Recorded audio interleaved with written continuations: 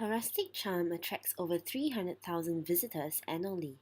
Housing an abundance of natural flora and fauna, Pulau Ubin today is home to only 38 residents, a pale comparison to the 1960s, which saw a bustling town of 2,000 people. Long rumored to be Singapore's dying town, we speak to the islanders of Pulau Ubin to find out more. Sini government tak kasih tu generator. Itu paip air tak ada. Habis kita sendiri. Nana pakai wheel sana bawah. Nanti petang uncle start generator itu wheel come air sini belakang. No light dah. Here no light, no paip then. Jadi susah lah sini duduk susah. 人客来到要坐车就下来了，没有就坐了。早上到现在都没有人，没有人找我就坐到现在了，越来越少。早上到现在都没有客人来坐车，哪里的？常常这样的。乌宾岛有没有年轻人？我们看好像都是很少很少。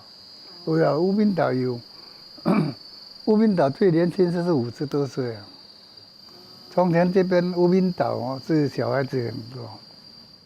While the residents enjoy the tranquility of the island, living on Pulau Ubin is a severe problem for an aging population between 54 and 90 years old. The issue became apparent on June 24th this year, where a fire broke out at around 9:15 p.m., but firefighters only got to the island near midnight. While no one was hurt in the incident, the fire affected an area as big as 2 football fields. Aside from the lack of proper facilities, a resident had voiced that they are simply too old to handle such emergencies. With these problems at hand, what will become of Pulau Ubin? We asked expert Dr. Ho Hua Chiu from the Nature Society for his take on the issue. Definitely we need some kind of commercial services there. And it's better that it's run by the people who are resident there, right? If these people fade away and there's no younger generation they're going to take over, then it become, well, I mean, the authority may have to sort of make it run the economy on a more commercial, modernized basis, you know, by getting, let's say, entrepreneurs for the main island. As recent as October 2015, anthropologist Dr. Vivian Wee has discovered hubs of economic activity and vast social networks within and beyond the Pulau Ubin Island. She said this puts to rest the assumption that the island is a dying town.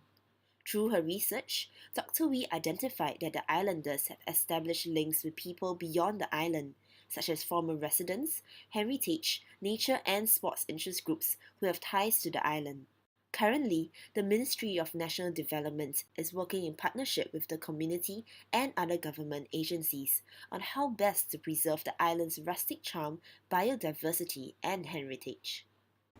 But to do that, I think they have to sort of keep Ubin as it is, all right, with its rustic charm, its ruggedness, and also the rich natural habitat you have there, the biodiversity and so on. Otherwise, I think, this kind of appeal will be lost. Pulau Ubin is now one of the last areas in Singapore that has been left untouched from urban development, concrete buildings and tarmac roads. What will become of the future of Pulau Ubin? While many of the residents here would never trade the tranquil kampong life of Ubin for mainland Singapore, the younger generation has moved to the main island for better education and employment opportunities.